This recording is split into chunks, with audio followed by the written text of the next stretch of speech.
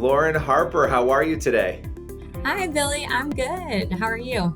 I am good. It's been a while since we've last connected, but as always, you've been busy and you have a new movie, Love is on the Air, that is streaming right now on Pure Flix. Now, this is a really fun film. What was it like for you to kind of dive into this role of Eve Cassidy? Yeah, so Eve is definitely a little complicated. And I think there are some similarities between me and Eve about being a little wanting to be in control, wanting to be able to build your own plan, like know what's going to happen. And I think what was fun about diving into Eve is having she had to learn how to be vulnerable, right? She had to learn how to let go of her plan and her idea of what was perfect and trust God and trust the situation. And so kind of going through that process, I was like, okay, yeah, I can't control my own plan either. I got to just go with the flow and trust and let things happen the way they're supposed to. Yeah, and it's always interesting to talk with actors about the similarities and the differences with characters, right? Because I would imagine that when you are preparing to portray this fake character, somebody who doesn't exist, you obviously have a script. It's telling you this is who the person is, these are the circumstances they're in, but you would walk away with lessons like that, I would imagine, in these kinds of circumstances. And the lesson you just mentioned about God's plan, that's a tough lesson because we all want to kind of be in control of our own lives. We want to sort of map it out the way we want to map it out.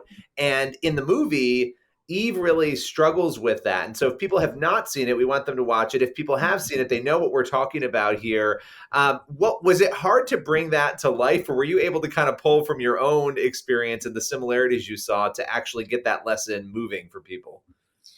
Yeah, I mean, I think the part about wanting to be in control was easy to pull from my own life. The part about really letting go is a lesson I still am working on learning. But I think that's what was fun about the character. And I had the most fun filming the scenes where she does let go, right? Where she's enjoying herself, she's opening up a bit, she's not as guarded. So I think that I got to kind of open up with her, if that makes sense, a little bit. Yeah, no, it does. It does. And I think that's something that audiences don't get a chance to kind of hear a lot about is what it's like for the actor and the lessons that, we talk a lot about the lessons the viewers are going to take away, which is great. And we'll talk about that with this film. But the lessons that you can take away as that person playing Eve. Now, where did you guys film this movie? We filmed it in Modesto, California, Ooh, up okay. north. Yeah, I'd never spent time up there. We spent about a month up there filming, and it was during all the craziness of the pandemic, and I think we all just felt so blessed to have this amazing crew and talent up there in Modesto, pulling this together in such a crazy time. Yeah. So you guys, yeah, you were filming in the middle of that. And as anyone can imagine, that is chaotic. And you probably had a little bit of normalcy then in the midst of all of the chaos that was happening. What are some of the events? Were there any things that happened while you were filming that were noteworthy or interesting or fun on set?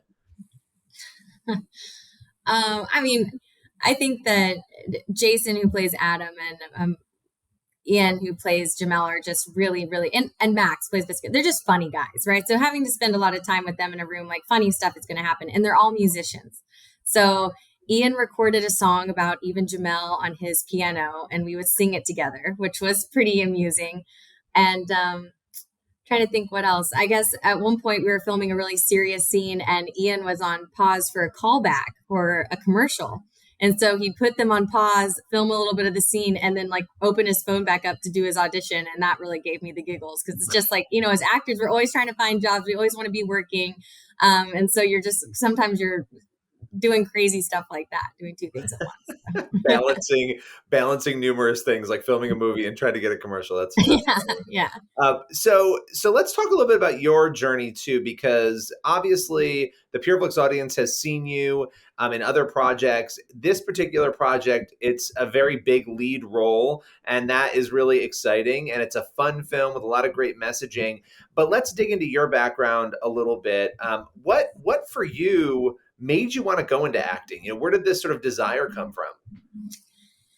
I mean, I'm sure everyone says this, but I wanted to act since I was a little kid. I was always putting on a show, always standing on the kitchen counter, dancing or singing or writing a play that I made my little brother act out with me in front of the family, just crazy, embarrassing stuff. But I just always enjoyed it. I'm not necessarily an extroverted person all the time, but I think that that's like my way of expressing myself, and being extroverted is dancing and acting and all of that. And I just couldn't shake the bug. So at one point in time, I had to move out to LA and give it a go. And one of the things that people might not know about your story is that you also, and we've talked about this in the past, you went and got a master's degree. You want to do more than just be in front of the camera. You want to do that as well, but I don't want to speak for you, so I'll let you kind of tell us the story, but you also are really interested in the business side of Hollywood. Do you want to speak to that a little bit? Yes, for sure. So when I first moved up to Hollywood and you're auditioning and you're trying to get roles and you're figuring it out, I realized I could do more if I was creating projects myself, right? So it's like, oh, I can act more. I can do this role I want to do. I can create this project if I'm producing it or if I'm one of the producers on it. So I started getting involved on that side of things, and I think thankful to David White and Tommy Blaze. They've brought me on as both an actress and a producer, as an executive producer of Love is on the Air. And I think it gives me great business experience to go through that process, and a little bit of, personal attachment to the project beyond the days that I'm filming as an actor. And I really enjoy being a part of the whole process from beginning to end.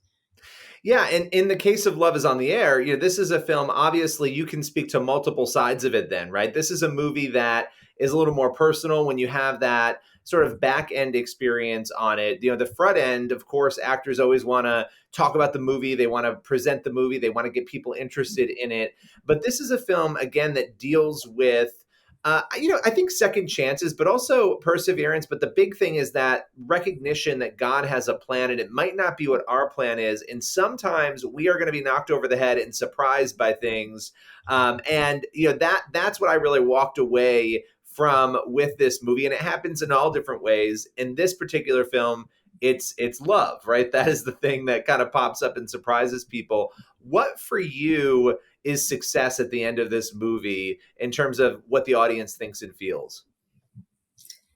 You know, I just want people to be happy. I want to inspire them. I want them to leave watching something that I work on feeling better than they did going in. And I know now in Hollywood, that's not always the case, right? It's like almost sometimes it's good to feel bad. And for me, it's like entertainment should be joyful and inspired. And it should be like, oh, I have things to be hopeful for. I have something to hope for in my own life. So that's what I hope people walk away with it.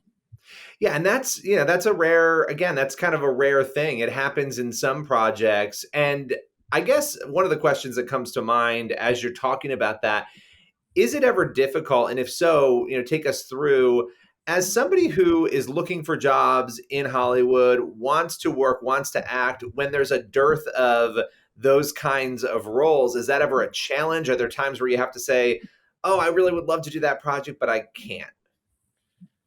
I think definitely. I think if you're in Hollywood right now and you're trying to find roles, like you want to spread your wings, you want to try different stuff. You don't want to be totally closed-minded, but at the same time, you need to stay true to what you believe and what you're looking out for. And you don't want to look back in 2 years at a project you did and say, "Oh, I don't want my kids to watch that," or "Oh, I don't want to watch that." And that's something that I held on to pretty tightly. And I think, again, getting behind the camera and making your own projects helps with that, right? It gives you the opportunity to kind of open doors that wouldn't be there before, and the roles you want to play. Yeah, and that's, it's really interesting because I know for a long time, a lot of Christians would say, oh, don't work in Hollywood, don't work in the media, don't work at universities or education, stay out of those realms because they're so dominated by a secular worldview. And what's intriguing to me about that perspective is that you then sometimes miss out on the fact that, just like you were saying, when you're behind the camera and not in front of it, you're a voice in that room, right? You're a person who can actually help shape projects. When nobody is there to do that, you can't really expect that you're going to have a different result, right? Now, that doesn't mean you're always going to be able to solve that problem, but you have more control and you can actually help people maybe see a different perspective.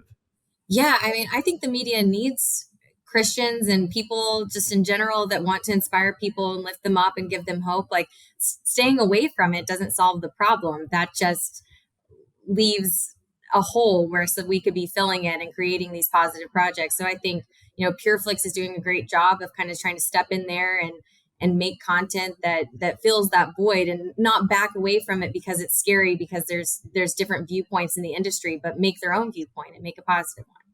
Absolutely. And there are so many millions upon millions of people in this country who are desperately seeking this kind of content, right? I mean, it's a huge market, and it's been an underserved market, and it's amazing to see you dive into that and partnering with Pure Flix on this movie. The movie is Love is on the Air. You can watch it right now on Pure Flix. Lauren, thank you so much for coming on the show today. Really appreciate it.